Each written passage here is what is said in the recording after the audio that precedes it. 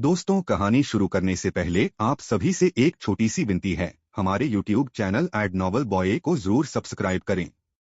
यह कहानी पूर्णतः काल्पनिक फिक्शनल है। इसका वास्तविक जीवन से कोई संबंध नहीं है। कहानी का नाम है रीबोर्न एम्परर। तो चलिए कहानी शुरू करते हैं। महल प्रमुख लवकेश से लड़ाई। रुक जाओ। जैसे ही आकर्ष ने अवंतिका को खत्म करने की कोशिश की, भवन के बाहर से एक सिंह के जैसी गर्जना सुनाई दी। आकर्ष जानता था कि इससे बेहतर मौका उसे फिर कभी भी नहीं मिलेगा। अभी दुश्मन उसके सामने है। आज अगर उसने उसे जाने दे दिया तो आगे भविष्य में वो उसके लिए मुसीबत खड़ी कर सकती थी। इसलिए बाहर से उस आवाज के सुनने के बावजूद आकर्ष ने अपनी तलवार अवंतिका पर चला दी। खुद अवंतिका को भी इसकी उम्मीद नहीं थी कि किसी के बीच में आने के बावजूद आकर्ष उस पर प्रहार कर देगा। अवंतिका को अपना बचाव करने का भी मौका नहीं मिला। कब उसके धड़ से उसका सिर गायब हो गया, उसे एहसास तक नहीं हुआ। यहाँ तक कि आकर्ष ने उसकी आत्मा को भी भागने का मौका नहीं दिया था। उसके शरीर से बाहर निकलने से पहले ही उसने वहीं पर उसका काम तमाम कर दिया। बैंग! एक ही पल बाद एक व्यक्ति वहां पर प्रकट हुआ। मदद के लिए उसने हाथ आगे बढ़ाया, मगर तब तक अवंतिका खत्म हो चुकी थी। उस व्यक्ति का हाथ बीच हवा में ही रुक गया। शायद उसे भी समझ में आ चुका था कि अब देर हो चुकी है। अब वह आकर्ष की तरफ मुड़ा और कत्ल के भाव के साथ उसे घूरने लगा। प्रणाम प्रमुख। उस आदमी को अपने सामने देख आकर्ष की तरफ से तो कोई भी प्रतिक्रिया नहीं आई, मगर पास में खड़े भास्कर ने तुरंत अपना सिर झुका लिया था और उस व्यक्ति को प्रणाम करने लगा था। प्रणाम करते समय उसने प्रमुख संबोधन इस्तेमाल किया था, जिससे आकर्ष को भी पता चल गया कि उसके सामने खड़ा व्यक्ति नवोदय महल का प्रमुख है। मैंने मना किया था ना, फिर तुमने प्रहार क्यों किया? महल के प्रमुख ने भास्कर के प्रणाम को नजरअंदाज किया और गुस्से से भरे स्वर में आकर्ष से पूछा। इसका जवाब तुम्हें पहले से पता है। महल के प्रमुख हो तो इतनी तो जानकारी रखते होंगे। तुम्हें सच में नहीं पता कि मैंने इसे क्यों खत्म किया? आकर्ष ने जवाब दिया। उसकी आवाज में ना तो कोई सम्मान था और ना ही डर का भाव। इस कारण से महल के प्रमुख को और ज्यादा गुस्सा आने लगा। आकर्ष, तुम्हें महल में स्थान अभी मिला नहीं है। दिग्पाल और अरुणेश को तुमने खत्म किया, उसे तो मैं नजरअंदाज कर सकता हूं क्योंकि उन दोनों ने गलती की थी। लेकिन अवंतिका, उसको तुमने खत्म करके सही नहीं किया। अब अगर तुम्हें ऐसे ही छोड़ दिया तो नवोदय महल की क्या इज्जत रह जाएगी? तुमने जो गलती की है इसकी सजा तो तुम्हें भुगतनी होगी, महल के प्रमुख ने कर्कश आवाज में कहा। महल के प्रमुख का नाम लवकेश था। वह शैल मंडल के 9वें स्तर का योद्धा था। आकर्ष की ताकत ने उसे प्रभावित जरूर किया था, लेकिन इसका मतलब यह नहीं था कि वह अपने महल के नियमों को आकर्ष के लिए बदलने वाला था। उसके हिसाब से तो आकर्ष बस शैल मंडल के 8वें स्तर का योद्धा था और ताकत में उससे आगे होने के नाते यह उसका कर्तव्य था कि आकर्ष को सबक सिखाकर उसे सही रास्ते पर लाए। बस इसी इरादे के साथ उसने आकर्ष पर प्रहार करने की कोशिश की। उसकी रफ्तार इतनी ज्यादा तेज थी कि भास्कर को तो दिखाई भी नहीं दिया था कि वह कब अपनी जगह से आगे बढ़ा था। आकर्ष को लवकेश का बिल्कुल भी डर नहीं था, लेकिन यहाँ पर इतनी मात्रा में ऊर्जा नहीं थी कि वह उसका सामना कर सके। बस इसीलिए वह भी अपनी जगह से गायब हुआ और महल के बाहर चला गया। खुले वातावरण में आने के बाद उसने ज्यादा समय न गवाते हुए अपनी अवशोषण तकनीक का इस्तेमाल करके अपने ऊर्जा स्तर को बढ़ाना शुरू कर दिया। शुरुआत में लवकेश की रफ्तार काफी ज्यादा तेज थी। आकर्ष जानता था कि अगर लवकेश ने उसे पकड़ लिया तो उसे सजा जरूर देगा। अगर उसे रोकना है तो उसे अपनी खुद की ताकत उसके बराबरी पर लानी होगी। इसके लिए जरूरी था कि कुछ समय तक लवकेश को ऐसे ही अपने पीछे भागने दिया जाए। इसलिए उसने अपने गरुड़ पंखों का इस्तेमाल करके अपनी रफ्तार तेज की। उसकी यह तरकीब काम कर गई। लवकेश, जो कि पहले आकर्ष के बिल्कुल करीब पहुंच चुका था, गरुड़ पंखों के कारण अब उसके और आकर्ष के बीच की दूरी धीरे धीरे करके फिर से बढ़ने लगी। कब तक भागोगे आकर्ष? तुम्हारी रफ्तार तुम्हें ज्यादा समय तक मुझसे नहीं बचा सकती, लवकेश ने गुस्से में दहाड़ते हुए कहा तथा और भी ज्यादा तेजी के साथ आकर्ष का पीछा करने लगा। दोनों की रफ्तार इतनी ज्यादा तेज थी कि जमीन से देखने पर ऐसा लग रहा था मानो आसमान से तारे टूट रहे हो। बस थोड़ा और जैसे जैसे समय गुजर रहा था, आकर्ष की ताकत भी बढ़ रही थी। अब बस कुछ और समय का इंतजार था, उसके बाद वह लवकेश का सामना कर सकता था। वैसे लवकेश से बचते हुए उसने एक बात पर तो गौर किया था कि भले ही लवकेश शैल मंडल के 9वें स्तर का योद्धा था, मगर रफ्तार के मामले में वह अग्नि गुरुकुल के गुरुकुल प्रमुख से भी ज्यादा तेज था। इस भाग दौड़ में आधे मिनट का समय काफी जल्दी गुजर गया। आकर्ष का ऊर्जा स्तर अब शैल मंडल के 9वें स्तर के योद्धा के बराबर पहुंच गया था। जैसे ही ताकत बराबर हुई, आकर्ष अपनी जगह पर ही रुक गया और अपने अस्त्र के साथ लड़ाई के लिए खुद को तैयार करने लगा। आकर्ष का इस तरह से रुक जाना लवकेश के लिए भी थोड़ा अजीब था। पहले उसने भी आकर्ष की ताकत पर ज्यादा ध्यान नहीं दिया था, पर अब ध्यान से देखने के बाद उसने पाया कि आकर्ष की ताकत लगभग उसके बराबर है। यह भी शैल मंडल के 9वें स्तर का योद्धा है, लवकेश ने आश्चर्य से भरे स्वर में अपने आप से पूछा।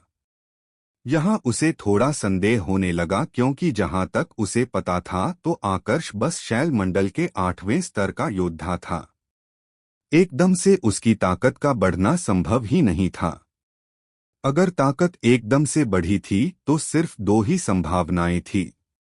पहली तो यह कि आकर्ष ने अपनी ताकत छुपा रखी होगी, और दूसरी यह कि आकर्ष के पास कोई दिव्य योग्यता थी। लवकेश उसी क्षण आकर्ष पर प्रहार करने के लिए आगे बढ़ा। आकर्ष भी प्रतिक्रिया देते हुए आगे बढ़ने लगा। बैंग क्लैंग, एक के बाद एक दोनों योद्धाओं के बीच अस्त्रों और ऊर्जाओं की टक्कर होने लगी।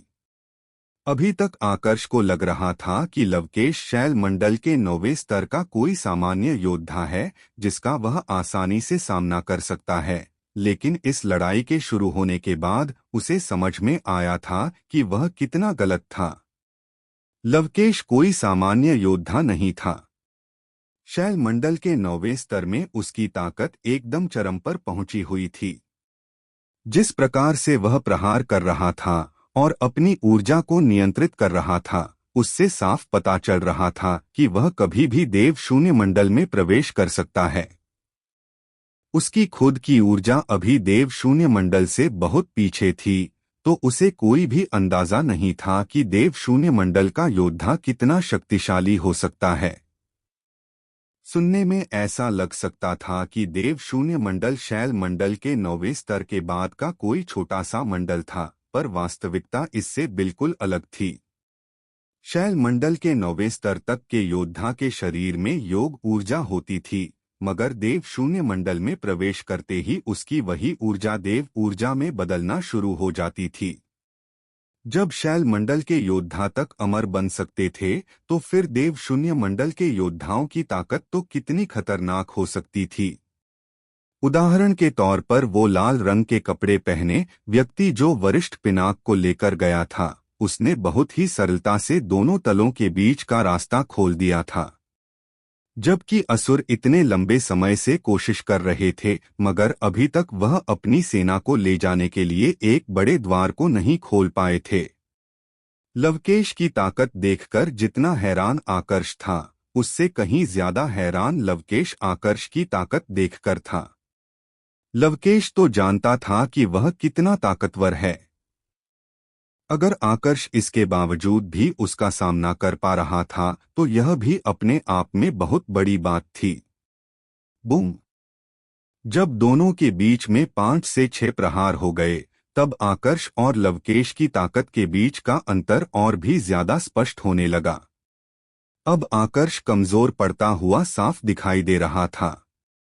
यह इस कारण से नहीं था कि आकर्ष की ताकत कम थी, बल्कि असली कारण तो लवकेश का देव शून्य मंडल के करीब होना था। बस बहुत हुआ। तुम्हारी ताकत अभी भी मुझसे थोड़ी आगे है। अब इस मुकाबले को मजाक में नहीं ले सकते।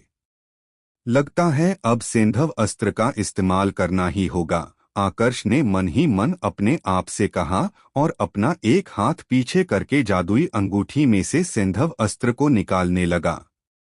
उसे पता था कि एक बार अगर सेंधव अस्त्र प्रदर्शित कर दिया गया तो उसकी पहचान भी सभी के सामने उजागर हो जाएगी। यह एक बड़ा खतरा था, लेकिन अभी के समय जान बचाने के लिए यही सबसे उपयुक्त रास्ता था। रुक जाइए मास्टर। जैसे ही आकर्ष सेंधव अस्त्र का प्रयोग करने वाला था, उसे एक महिला की आवाज सुनाई पड़ी। यह आवाज असल में लवकेश के लिए थी। आवाज सुनकर लवकेश अपनी जगह पर ही रुक गया।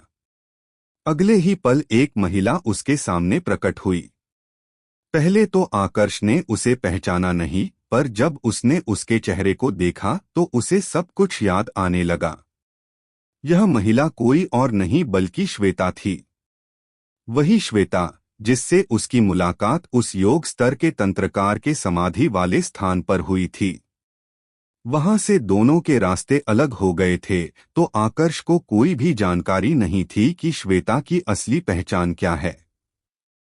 लेकिन आज उसे फिर से यहाँ पर देखकर उसे समझ में आया कि श्वेता लवकेश की शिष्या है।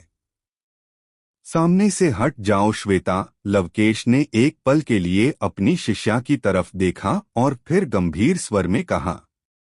आज से पहले श्वेता ने कभी भी उसके आदेश का उल्लंघन नहीं किया था, तो लवकेश को विश्वास था कि आज भी श्वेता सामने से हट जाएगी।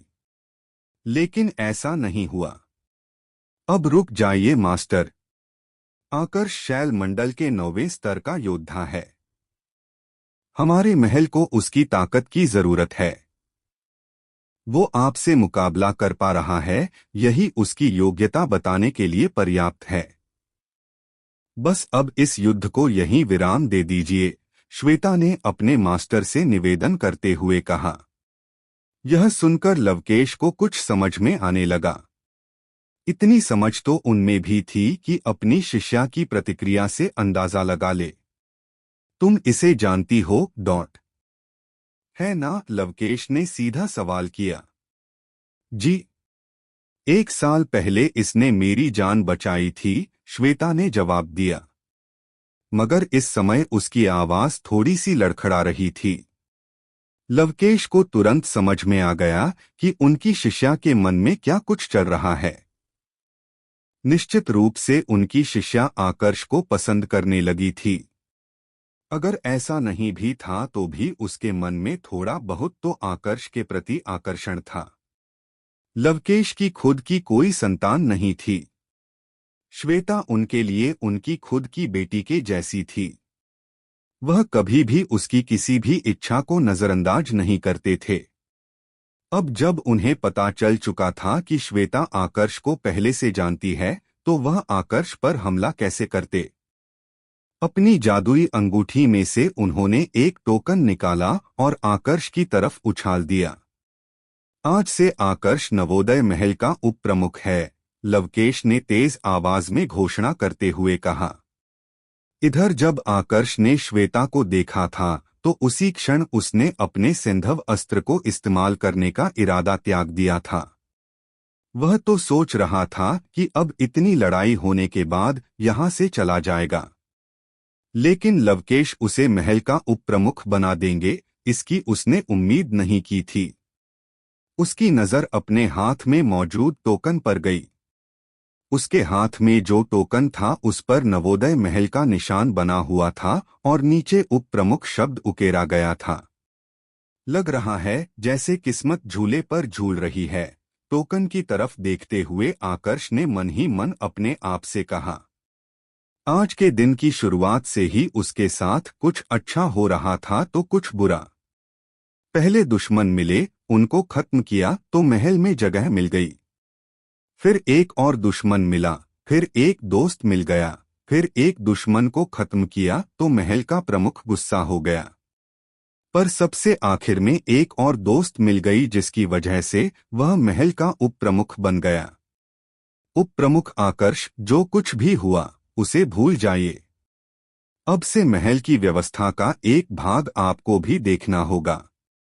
मैं उम्मीद करता हूं कि आप इसमें मुझे निराश नहीं करेंगे। और हाँ, आप नियमों से थोड़े ऊपर उठ चुके हैं, उसका भी थोड़ा ध्यान रखिएगा। मुझे फिर से ऐसी कोई शिकायत सुनने को नहीं मिलनी चाहिए, लवकेश ने आकर्ष से कहा और उसके बाद वहां से गायब हो गया। आकर्ष चुपचाप खड़े होकर यह सब कुछ देख रहा था। एक पल के लिए तो उसे समझ में ही नहीं आया कि अब प्रतिक्रिया क्या दें। थोड़ी देर पहले जिसके साथ वो लड़ाई कर रहा था, एकदम से उसने उसके प्रति अपनी भावना ही बदल दी थी। आकर्ष इतना सरल स्वभाव का भी नहीं था कि आसानी से अपने स्वभाव को बदल ले। मैं तो किसी को परेशान नहीं करूंगा, बस उम्मीद करता हूं कि कोई मुझे परेशान करने ना आए, वरना शायद फिर से यही घटना दोहराई जाए, आकर्ष ने मन ही मन अपने आप से कहा। आकर्ष भाई भास्कर भी वहां पर पहुंच चुका था। उसने सबसे पहले आकर्ष से उसके हालचाल पूछे। आखिरकार इतनी खतरनाक लड़ाई हुई थी। मैं ठीक हूं, चलो चलते हैं, आकर्ष ने भास्कर से कहा और वहां से जाने लगा। लेकिन तभी श्वेता ने उसे आवाज लगाकर रोक लिया। तुम ऐसे ही यहां से जाना चाहते हो? अपना भवन नहीं देखना? श्वेता ने पूछा। भास्कर इसमें मेरी मदद कर देगा, और वैसे भी मुझे अपनी बेटी से भी मिलना है। थोड़ी सी देर हुई तो वह शिकायत करने लगेगी, आकर्ष ने कहा। बेटी, जैसे ही यह शब्द श्वेता के कानों में सुनाई पड़ा, श्वेता को ऐसा लगा जैसे उस पर बिजली गिर गई हो। तुम्हारी बेटी है? उसने कांपती हुई आवाज में पूछा। क्यों नहीं हो सकती? आकर्ष ने जवाब दिया। नहीं, पर तुमने इस बारे में कभी मुझे बताया नहीं, श्वेता ने झुंझलाते हुए पूछा। उसकी आवाज टूटने लगी थी। साफ दिख रहा था कि उसको मानसिक रूप से बड़ा धक्का लगा था। इसमें बताना क्या है? तुमने कभी इस बारे में पूछा ही नहीं। वैसे मेरा एक बेटा भी है, पर अभी अपनी पहली पत्नी के साथ ही यहां पर आया हूं, आकर्ष ने जवाब दिया। पहली पत्नी? तुम्हारी एक से ज्यादा पत्नियां हैं? श्वेता को और भी बड़ा झटका लगा। आकर्ष अच्छे से समझ पा रहा था कि श्वेता के मन में क्या चल रहा है। वह उसे मन ही मन पसंद करने लगी थी। निसंदेह श्वेता काफी खूबसूरत थी। सुंदरता के मामले में वह दिया से बिल्कुल भी पीछे नहीं थी। लेकिन भावनाएं एक दो दिन में नहीं बनती है, और आकर्ष के मामले में तो उम्मीद रखना भी बेकार था। पहले से ही उसके जीवन में इतनी सारी चिंताएं थीं कि उसके मन में प्रेम भाव के लिए इतनी ज्यादा जगह नहीं बची थी, और जो भाव था वह अपनी 3 पत्नियों के लिए था। इसलिए उसने जानबूझकर श्वेता के सामने अपनी पत्नियों का जिक्र किया, ताकि अभी से श्वेता अपने आप को संभालने की कोशिश शुरू कर दे। जैसा उसने सोचा था बिल्कुल वैसा ही हुआ। यह जानकर कि आकर्ष शादीशुदा है और उसके 2 बच्चे भी हैं, श्वेता के मन में उसके प्रति जो भी भाव था वह कमजोर पड़ने लगा। एक बार फिर उसका चेहरा उस कर्कशता से भरने लगा जो 1 साल पहले तक उसके चेहरे पर दिखाई देती थी। भास्कर, अपने दोस्त को उसका भवन दिखा दो।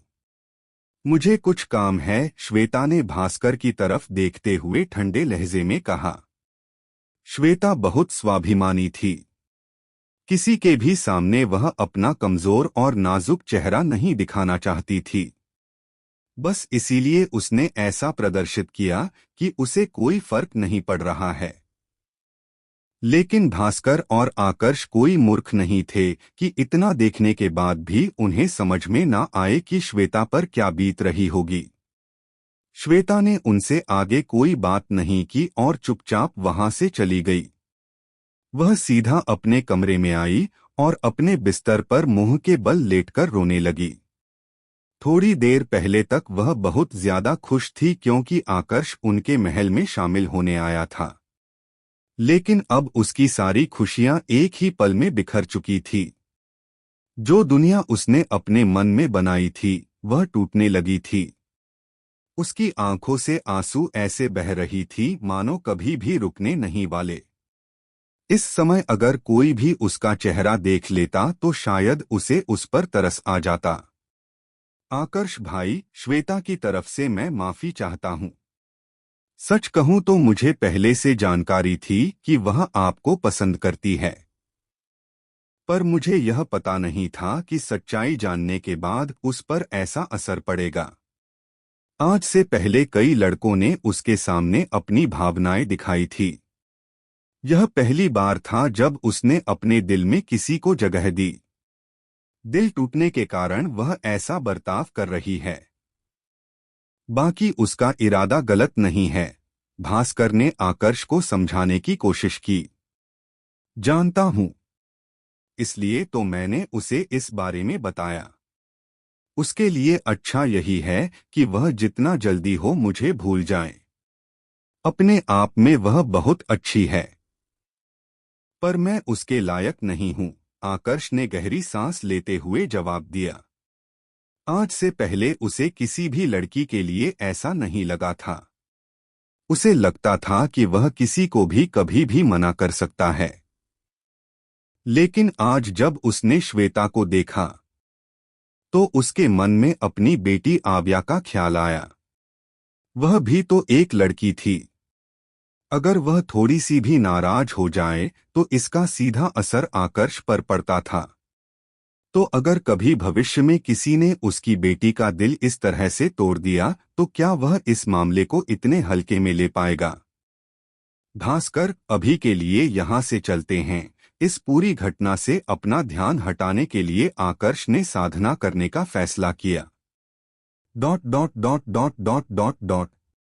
महल के प्रमुख लवकेश ने जो घोषणा की थी वह पूरे महल में सुनाई दी थी। यहाँ से इस खबर को बाकी के 2 महलों में पहुंचने में बिल्कुल भी समय नहीं लगा।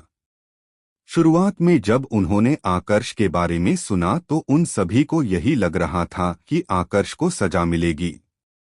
लेकिन जब उन्होंने सुना कि आकर्ष को सजा मिलने की जगह उसे महल का उप प्रमुख बना दिया गया है तो बाकी के दोनों महलों के उच्च अधिकारी भी हरकत में आने लगे। वह उसके बारे में हर छोटी से छोटी जानकारी पता लगाने लगे ताकि अपने दुश्मन को और अच्छे से समझ सके। उनका आकर्ष को गंभीरता से लेना तो स्वाभाविक था। आखिरकार आकर्ष ने महल में आते ही शैल मंडल के 8वें स्तर के योद्धा को मार दिया था। इसे कोई कैसे नजरअंदाज कर सकता था? दूसरी तरफ आकर्ष भास्कर के साथ अपने नए भवन में आ चुका था। पहले तो वह सोच रहा था कि पहले अपनी साधना कर ली जाए, लेकिन तभी उसे कुछ याद आया। यहाँ पर वह किसी पर भी ज्यादा भरोसा नहीं कर सकता था। अगर वह साधना करने चला गया तो पीछे उसके परिवार वालों का ध्यान कौन रखेगा? उनकी सुरक्षा के लिए कोई तो वहां पर मौजूद होना चाहिए। भास्कर, जाते समय एल्डर हरिवंश से कहना कि मैंने उन्हें बुलाया है, आकर्ष ने भास्कर से कहा। जी आकर्ष भाई, भास्कर ने आगे कोई भी सवाल नहीं किया और वहां से रवाना हो गया। थोड़ी देर के बाद एल्डर हरिवंश आकर्ष से मिलने आ गए। आपने मुझे बुलाया उप प्रमुख? हरिवंश ने पूछा। हाँ, मैं बाहर जा रहा हूँ। मेरे साथ चलोगे? आकर्ष ने कहा और शहर से बाहर जाने की तैयारी करने लगा। हरिवंश अब क्योंकि सिर्फ एक एल्डर था तो वह आकर्ष की आज्ञा का उल्लंघन नहीं कर सकता था, इसलिए वह आकर्ष के साथ चलने के लिए तैयार हो गया। आकर्ष उसे सबसे पहले शहर से बाहर लेकर आया और फिर कुछ असुरों को खत्म करके उनके चक्रमूल से हरिवंश के चक्रमूल के रंग को बदलने की प्रक्रिया शुरू कर दी। हरिवंश पहले तो यह देखकर काफी ज्यादा चौंक पड़ा, पर बाद में जब उसे सब कुछ समझ में आने लगा तो वह काफी ज्यादा उत्साहित भी हो गया। अब तुम्हारे पास दो विकल्प है। अगर प्रकृति को साक्षी मानकर वचन देते हो कि जीवन भर मेरे लिए वफादार रहोगे तो मैं तुम्हारे चक्रमूल को आगे भी बदलता रहूंगा और बहुत जल्द बैंगनी रंग में परिवर्तित कर दूंगा। नहीं तो दूसरा विकल्प है मृत्यु। तुम्हें मेरा रहस्य पता है और मैं उनको कभी भी जिंदा नहीं छोड़ता जो मेरी सच्चाई जान ले। फैसला तुम्हारा है। क्या करना चाहोगे? आकर्ष ने हरिवंश से पूछा। स्थिति इतनी जल्दी पलट जाएगी हरिवंश को बिल्कुल भी उम्मीद नहीं थी। निश्चित रूप से उसे जिंदा बचना था, तो उसने वही किया जो एक समझदार व्यक्ति करता। उसने आकर्ष की गुलामी स्वीकार कर ली। प्रकृति को साक्षी मानकर वचन दिलवाने के बाद आकर्ष उसके साथ वापस अपने भवन में लौट आया और अपने परिवार वालों की सुरक्षा की जिम्मेदारी उसे सौंपकर खुद साधना में बैठ गया। उसे अब शैल मंडल के 8वें स्तर में प्रवेश करना था ताकि यहाँ महल में अपनी पकड़ और ज्यादा मजबूत बना सके। शैलमंडल का 8वां स्तर और सुनहरा पक्षी 1 साल का समय बीत चुका था। आकर्ष को नवोदय महल में शामिल हुए पूरा 1 साल बीत गया था। पिछले 1 साल में वह एक भी बार अपने भवन से बाहर नहीं निकला था। महल के कई सारे एल्डर और उप प्रमुख भी आकर्ष से मिलने आए थे, लेकिन किसी को भी आकर्ष से मिलने का मौका नहीं मिला। पहले तो सभी को आकर्ष पर गुस्सा आने लगा, लेकिन बाद में जब उन्होंने पता किया तो उन्हें पता चला कि आकर्ष साधना में बैठा हुआ है। इसके बाद किसी ने भी उसे परेशान नहीं किया। धीरे धीरे करके महल के लोगों के बीच आकर्ष की बातचीत भी काफी कम हो गई। पिछले कुछ दिनों से महल के लोग एक नए विषय पर चर्चा कर रहे थे। असल में निम्नतल से उच्चतल में जाने का जो रास्ता था उसका पुनर्निर्माण किया जा रहा था। असुरों के लिए अच्छी खबर यह थी कि इसका पुनर्निर्माण लगभग पूरा हो चुका था। अब बस इस रास्ते को हमेशा के लिए स्थिर करना था, जिसमें अभी 1 से 2 साल का समय लगने वाला था। योग मंडल के योद्धाओं के लिए यह समय कुछ भी नहीं था। सारे असुर इसको लेकर काफी ज्यादा उत्साहित थे। इनमें न सिर्फ मायानगर शहर के असुर शामिल थे, बल्कि असुरों के बाकी बड़े परिवार भी काफी ज्यादा खुश थे। इन्हीं में से एक परिवार था महाशूकर परिवार। यह वही परिवार था जिनके सदस्यों का शरीर इंसान का होता था और सिर सूअर का। पिछले 1 साल से यह लोग एक इंसान के बारे में पता लगा रहे थे। उनके पास सिर्फ उस इंसान का चित्र था, पर उससे जुड़ी ज्यादा जानकारी उनके पास नहीं थी। इस 1 साल के दौरान उन्हें इस इंसान के बारे में काफी ज्यादा जानकारी मिल गई थी। महाप्रमुख अभी भी देवी त्रिखंडी की पूजा कर रहे हैं। उनके साधना से बाहर आने से पहले हमें तीनों रक्षक एल्डरों के हत्यारे को खत्म करना होगा, वरना उनके गुस्से से हमें कोई भी नहीं बचा पाएगा, दरकाल ने गंभीर स्वर में कहा। पर इसके लिए पहले उस इंसान के पास से सेंधव अस्त्र लेना होगा। हम असुर उस अस्त्र को स्पर्श नहीं कर सकते। हमें कोई दूसरा तरीका खोजना होगा जिससे कि वह अपना अस्त्र खुद से दूर कर दे, मेघवरा ने कहा। यह इतना आसान नहीं होने वाला। वह कोई मूर्ख तो है नहीं कि अपनी सुरक्षा ऐसे ही छोड़ देगा, पिशाचवरा ने कहा। सुरक्षा से याद आया, तुम लोगों ने सुना होगा अभी हाल फिलहाल में ही आकर्ष नाम का एक व्यक्ति नवोदय महल में शामिल हुआ है। मैंने उसके बारे में थोड़ा बहुत पता लगाया है। वैसे तो उसका चेहरा बहुत कम लोगों ने देखा है, लेकिन मुझे पूरा विश्वास है कि यह वही हत्यारा है, दरकाल ने कहा। अगर इतना विश्वास है तो फिर इंतजार किसका कर रहे हो? नवोदय महल चलकर इस बारे में स्पष्टीकरण मांगते हैं। मुझे नहीं लगता कि एक इंसान के लिए वो अपने ही साथियों पर प्रहार करेंगे, पिशाचवरा ने कहा। और तुम्हें लगता है कि ऐसा हो जाएगा? सबसे पहले तो हमारे पास कोई सबूत नहीं है। और अगर सबूत हो तो भी मुझे नहीं लगता कि नवोदय महल के असुर इतनी आसानी से उस इंसान का साथ छोड़ेंगे, दरकाल ने कहा। क्या मतलब? मेघवरा ने पूछा। तुम दोनों ने शायद सुना नहीं मैंने अभी क्या कहा। वह नवोदय महल में शामिल हुआ है। तुम्हें अंदाजा है उसका पद क्या है? शैल मंडल के 9वें स्तर में होने के कारण उसे महल के उप प्रमुख का पद दिया गया है। पिछले 1 साल से वह सामने नहीं आया है। ऐसे में अगर हम उस पर आरोप लगाते हैं तो सबसे पहला शक हम पर ही जाएगा, दरकाल ने कहा। तो तुम क्या चाहते हो? हमें क्या करना चाहिए? पिशाचवरा ने पूछा। हम कुछ नहीं करेंगे। जो करना है वह नवोदय महल के सदस्य करेंगे, दरकाल ने जवाब दिया। लगता है तुम्हारे पास पहले से ही कोई योजना तैयार है, मेघवरा ने पूछा। बिल्कुल। उसका सैंधव अस्त्र, हम उसका इस्तेमाल उसी के खिलाफ करेंगे। अभी तक हमने सभी से यह बात छुपाई थी कि एक मानव जिसके पास सैंधव अस्त्र है वह यहाँ निम्नतल में घूम रहा है। पर अगर हम उसके चित्र को नवोदय महल में भिजवा दें और यह खबर फैला दें कि यह वही इंसान है जो यहाँ के नील महल के प्रमुख का बेटा हुआ करता था, तो मुझे पूरा विश्वास है कि महल के सदस्य ही उसके दुश्मन बन जाएंगे। दुश्मन ना भी बने तो भी कम से कम वह उसके बारे में पूछताछ करेंगे। इससे हमारा ही फायदा होगा। अगर वह वही हुआ तो नवोदय महल के लोग उसे मार डालेंगे, और अगर नहीं हुआ तो भी हमारा कोई नुकसान नहीं। उसे खत्म करके नवोदय महल के लोग अपना ही नुकसान करेंगे, दरकाल ने अपने चेहरे पर एक शैतानी मुस्कुराहट लाते हुए कहा।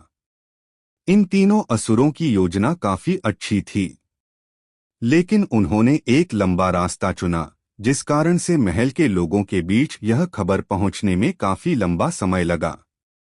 पहरा दे रहे एक एल्डर तक यह खबर पहुंची तो उसने पहले इस पर विश्वास नहीं किया, लेकिन उसके साथ एक शिष्य था जिसने आकर्ष के चित्र को पहचान लिया। यह वही शिष्य था जो उस दिन मनीष के साथ खड़ा था जब आकर्ष पहली बार महल में आया था। आकर्ष के चित्र को देखकर वह घबरा गया और इस बारे में खबर देने के लिए सीधा महल के भीतर भागा। महल के प्रमुख लवकेश इस समय साधना में बैठे थे, इस कारण उनसे मिलना तो संभव नहीं था। तो उस शिष्य ने इस बारे में लवकेश के पहले शिष्य हरमीत को बता दिया। हरमीत महल का एक उप प्रमुख था। पहले तो उसे इस खबर पर बिल्कुल भी विश्वास नहीं हुआ, लेकिन क्योंकि यह मामला महल की सुरक्षा से जुड़ा था तो उसने इस मामले को पूरी तरह से नजरअंदाज भी नहीं किया। वो उस चित्र को लेकर सीधा श्वेता के पास आ गया और उसे वह चित्र दिखाते हुए पूछा, क्या तुम इसे जानती हो? आकर्ष ने अपना चेहरा नहीं बदला था क्योंकि उसे जरूरत महसूस नहीं हुई थी। यह उसका वास्तविक चेहरा था जिसको श्वेता ने देखते ही पहचान लिया। हाँ, यह तो महल के उप प्रमुख आकर्ष है, श्वेता ने जवाब दिया। ध्यान से देखो, कोई गलती नहीं होनी चाहिए। अच्छे से देखकर बताओ कि क्या यह सच में महल के उप प्रमुख आकर्ष ही है? हरमीत ने अपने शब्दों पर थोड़ा जोर देते हुए पूछा। मैं उन्हें अच्छे से जानती हूँ। यह आकर्ष ही है, श्वेता ने अपने ठंडा लहजे में जवाब दिया। तुम उन्हें अच्छे से जानती हो? तुम्हें पता भी है वह कौन है? यह उस आकर्ष का चित्र है जिसके पिता के महल पर यह शहर बना हुआ है। तुम समझ रही हो इसका मतलब क्या है? हरमीत ने गुस्से में भड़कते हुए कहा। अभी तक तो श्वेता ठंडे लहजे में जवाब दे रही थी, मगर जैसे ही उसने हरमीत की यह बात सुनी उसका चेहरा भी एक पल के लिए पीला पड़ गया। आप क्या कह रहे हैं? यह वह आकर्ष कैसे हो सकता है? वह तो उच्चतल में है ना। और तो और जब वह उच्चतल में गया था तब उसका ऊर्जा स्तर शैल मंडल में भी नहीं पहुंचा था। इस घटना को अभी 10 साल भी नहीं हुए हैं। अगर यह वह वाला आकर्ष है तो 10 साल से भी कम समय में उसका ऊर्जा स्तर शैल मंडल के 9वें स्तर में कैसे पहुंच सकता है? श्वेता ने सवाल किया। वह इसको लेकर और भी कुछ कहने वाली थी कि तभी उसे उस दिन की घटना याद आई जब आकर्ष से वह पहली बार मिली थी। अगर वो ध्यान से नहीं सोचती तो इस बारे में भूल ही चुकी होती कि आकर्ष के पास अपने चक्र मूल के रंग को बदलने की क्षमता है। इस बारे में तो मैं भूल ही गई थी। अगर वह मेरे चक्र मूल के रंग को बदल सकता है तो उसने अपने चक्र मूल के रंग को भी बदला होगा। गहरे बैंगनी रंग के चक्र मूल के साथ अगर वह साधना करें तो उच्चतल के वातावरण में उसके लिए अपने ऊर्जा स्तर को शैल मंडल में पहुंचाना मुश्किल नहीं होगा। श्वेता ने मन ही मन अपने आप से कहा। इतना तो उसे विश्वास हो चुका था कि दोनों आकर्ष एक ही है, लेकिन फिर भी वह आकर्ष के कुछ रहस्यों को अपने साथी हरमीत के आगे उजागर नहीं करना चाहती थी। उसकी नजर में भले ही आकर्ष उनके साथ नहीं था, उनका शत्रु था, लेकिन आकर्ष के लिए उसके मन में जो भावनाएं थी वह तो सच्ची थी। वह स्वार्थी नहीं थी कि आकर्ष से बदला लेने की कोशिश करती। यह तो मुझे भी नहीं पता कि इतनी जल्दी उसके ऊर्जा स्तर में वृद्धि कैसे हुई है, लेकिन एक बात मैं अच्छे से जानता हूं कि यह आकर्ष हमारे पक्ष में नहीं है। जब तक मास्टर साधना से बाहर नहीं आ जाते तब तक तुम इसको लेकर किसी के भी सामने जिक्र नहीं करोगी। समझ गई? हरमीत ने कर्कश आवाज में श्वेता से कहा। जी, श्वेता ने एक दबी हुई आवाज में जवाब दिया। इसके बाद हरमीत ने आगे उससे और कोई भी बात नहीं की। वह वहां से गायब हुआ और महल के बाकी एल्डरों से मिलने के लिए आ गया। महल के उच्च अधिकारियों के बीच इसी बारे में बातें हो रही थी। जब हरमीत ने इस बारे में सुना तो वह गुस्सा होने से अपने आप को रोक नहीं पाया। लगता है महल में सिर्फ मूर्ख की फौज रखी है। आज तो मैंने तुम लोगों से इस बारे में सुन लिया, लेकिन आगे इस बारे में कोई भी बात नहीं करेगा। अगर एक हल्की सी भी खबर बाहर फैली तो वह आकर्ष सतर्क हो जाएगा और यहाँ से चला जाएगा। इसलिए जब तक मेरे मास्टर साधना से बाहर नहीं आ जाते तब तक कोई भी महल में इस बारे में बात नहीं करेगा। समझ गए? हरमीत ने सभी को डराने की कोशिश की। आकर्ष की ताकत से सभी भली भांति परिचित थे, तो मामले की गंभीरता को देखते हुए सभी ने हरमीत की बात मान ली। हरमीत की योजना तो काफी अच्छी थी, लेकिन वह ज्यादा काम नहीं आई। कुछ ही समय में महल के आम सदस्यों के बीच भी इस बारे में बातें होने लगी। हरमीत को जब इस बारे में पता चला तो वह गुस्से से बौखला उठा और उसने उन सभी शिष्यों को मार डाला जो इस बारे में महल में सबसे पहले बात करते पाए गए थे। इनमें वह शिष्य भी शामिल था जिसने आकर्ष के चित्र को पहचाना था। हरमीत ने स्रोत को खत्म कर दिया था, लेकिन खबर अभी भी महल में फैल रही थी। अपनी तरफ से उसने हर संभव कोशिश की, लेकिन लोगों को बातें करने से रोक नहीं पाया। अब उसे क्या पता था कि जिस खबर को वह रोकने की कोशिश कर रहा है, श्वेता उसी खबर को लोगों के बीच फैला रही थी। वह ऐसा इसलिए कर रही थी ताकि आकर्ष तक यह खबर पहुंच जाए और वह महल छोड़कर चला जाए। आखिर में वही हुआ जिसका हरमीत को डर था। खबर हरिवंश तक पहुंच गई। अब हरिवंश क्योंकि आकर्ष का वफादार था, तो आकर्ष की सच्चाई जानने के बाद भी उसने उसे धोखा नहीं दिया। वैसे देखा जाए तो यहाँ पर धोखा ना देना उसकी मजबूरी थी, क्योंकि उसने प्रकृति को साक्षी मानकर वचन दिया था। यह पता चलते ही कि उसके मालिक आकर्ष की पहचान सभी के सामने उजागर हो गई है, उसने इस बारे में आकर्ष को सूचित करने की कोशिश की। कमरे के बाहर जाकर उसने दस्तक दी, आवाज भी लगाई, लेकिन कमरे के भीतर से कोई भी प्रतिक्रिया नहीं आई। यह देखकर हरिवंश को और ज्यादा चिंता होने लगी। उसने इस बारे में दिया को सूचित कर दिया। यज्ञा भी वहीं पर बैठी थी। उसने जब सुना कि आकर्ष की पहचान उजागर हो गई है तो वह काफी ज्यादा डर गई। जाकर आकर्ष को अभी सूचित करो, यज्ञा ने हरिवंश से कहा। मैंने मालिक को आवाज लगाई थी, लेकिन उनकी तरफ से कोई जवाब नहीं आया। लगता है वह गहरी साधना में है, हरिवंश ने अपने चेहरे पर कड़वाहट भरी मुस्कुराहट लाते हुए जवाब दिया। अगर गहरी साधना में है तो भी उसे जागना होगा, क्योंकि अगर वह नहीं जागा तो हम सब मारे जाएंगे, यज्ञा ने चिंता से भरे स्वर में कहा और आकर्ष को जगाने के लिए उसके कमरे की तरफ बढ़ने लगी। दिया, आव्या और हरिवंश भी उसके पीछे पीछे कमरे की तरफ जाने लगे। आकर्ष बाहर।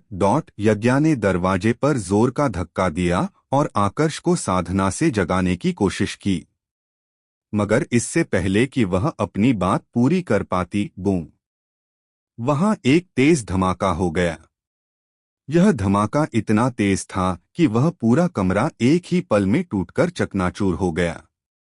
सिर्फ इतना ही नहीं, यज्ञा जिसने दरवाजे को खोलने की कोशिश की थी, वह भी जख्मी होकर दूर जा गिरी थी। मालिक, यह सब देखकर हरिवंश घबरा गया।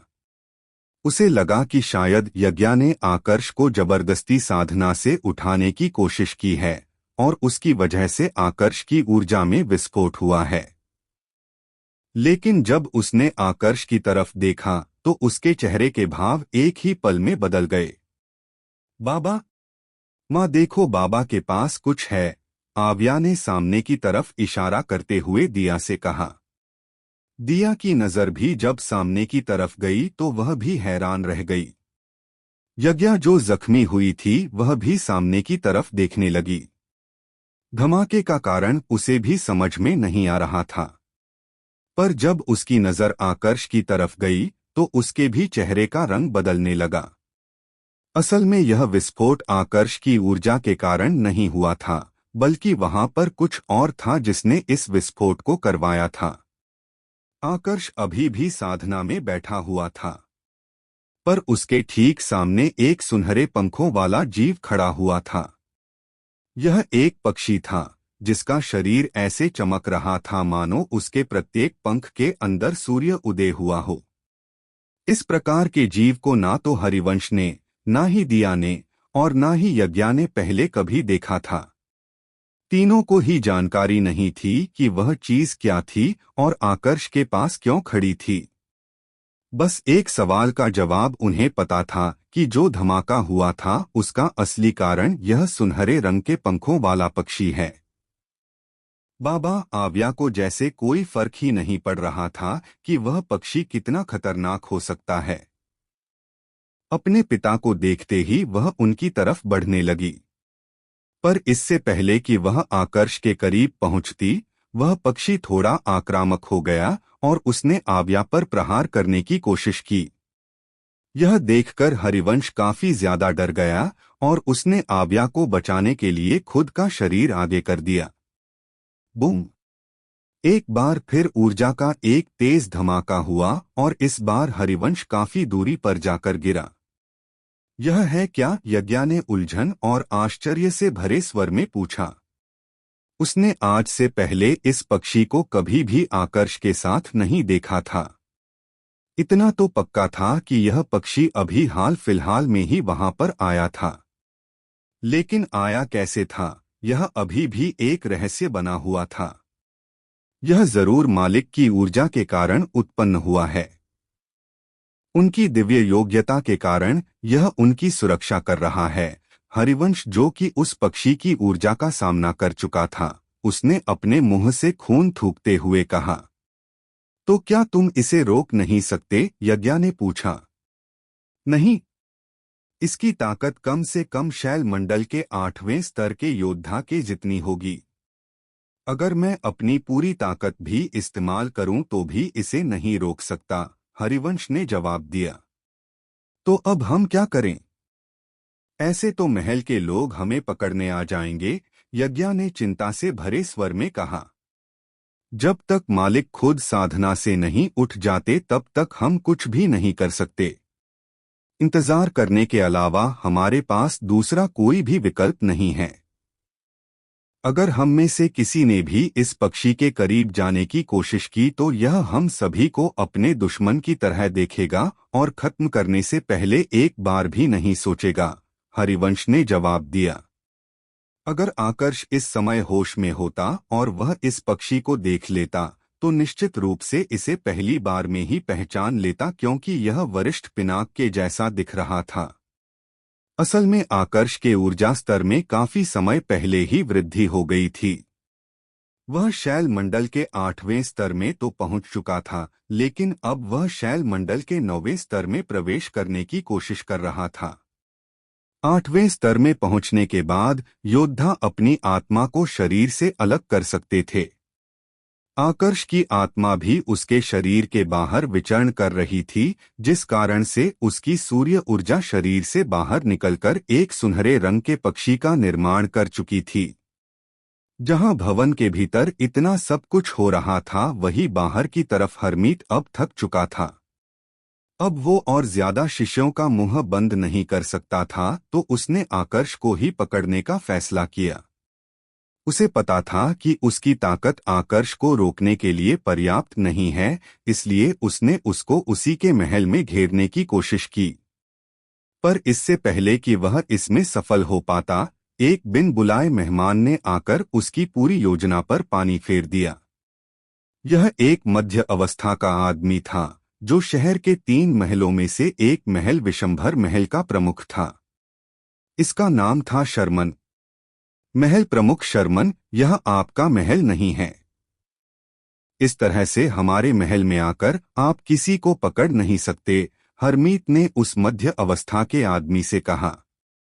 और तुम महल के प्रमुख नहीं हो कि मुझे यह बताओ कि मुझे क्या करना चाहिए, शर्मन ने जवाब दिया और फिर से आकर्ष के भवन की तरफ बढ़ने लगा। महल प्रमुख, मेरे मास्टर इस समय साधना में बैठे हैं। अगर उन्हें इस बारे में पता चला तो आप जानते हैं ना आपके लिए कितनी बड़ी समस्या खड़ी हो सकती है।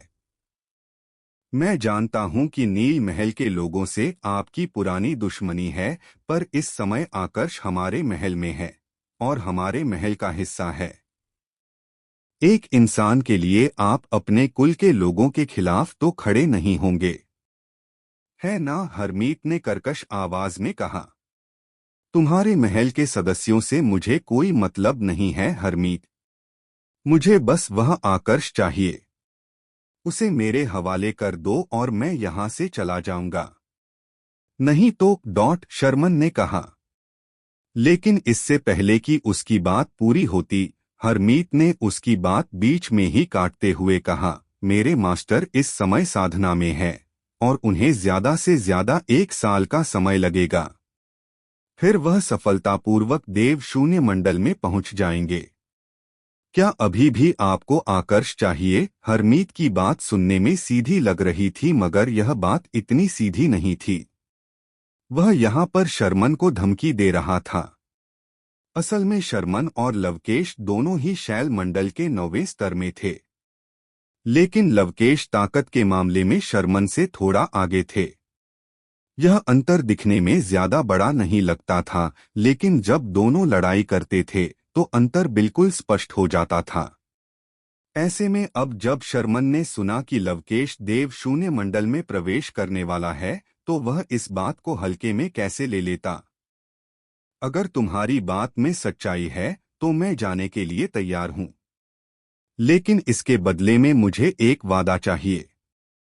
मैं 1 साल बाद वापस लौटूंगा और उस समय तक यह आकर्ष तुम्हारे महल को छोड़कर बाहर नहीं जाना चाहिए। अगर यह महल की सीमा से बाहर निकला तो मैं अपनी सीमा भूल जाऊंगा। उस समय अगर तुम्हारे मास्टर देवतल के भी योद्धा हुए तो मैं खिलाफ जाने में संकोच नहीं करूंगा, शर्मन ने गुस्से से भरे स्वर में कहा और फिर वहां से गायब हो गया। यह दुश्मनी जितनी सरल दिख रही थी उतनी सरल थी नहीं। जब असुर निम्नतल में आए थे तो विशंभर महल के सदस्यों ने शुरुआत में नील महल को अपना निशाना बनाया था। उस समय अनुराग और मृत्युंजय दोनों ने मिलकर शर्मन के सबसे प्रिय शिष्य को खत्म कर दिया था। शर्मन इस बात पर इतना ज्यादा गुस्सा हुआ था कि जिसने इस बारे में उसे संदेश दिया था उसने उसी को मार डाला। उसने मृत्युंजय और अनुराग दोनों का पता लगाने की कोशिश की और आखिर में उन्हें पकड़ भी लिया, लेकिन वह उन्हें सजा नहीं दे पाया क्योंकि दोनों उसकी पकड़ से बचकर निकल गए। बाद में उसे मृत्युंजय मिला, लेकिन उस समय तक वह अपना शरीर छोड़ चुका था। रही बात अनुराग की, तो मृत्युंजय ने अपनी प्राण ऊर्जा के साथ एक तंत्र जाल को सक्रिय करके अनुराग को सुरक्षित स्थान पर भेज दिया था।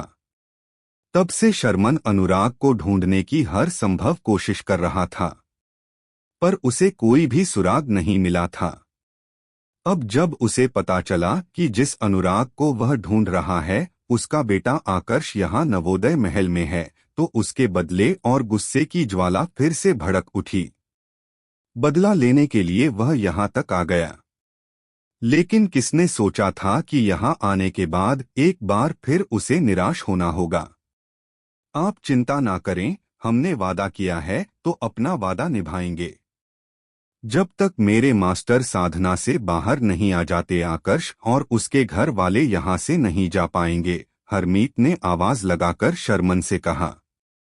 शर्मन अभी ज्यादा दूर नहीं गया था तो वह हरमीत की आवाज सुन पा रहा था।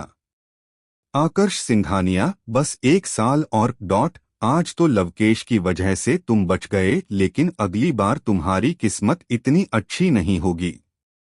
तुम्हारी मृत्यु तो मेरे ही हाथों लिखी है। इतना इंतजार किया है तो 1 साल और सही। देखता हूं कब तक तुम नवोदय महल की सीमा में छुप पाते हो, शर्मन ने कर्कश आवाज में अपने आप से कहा।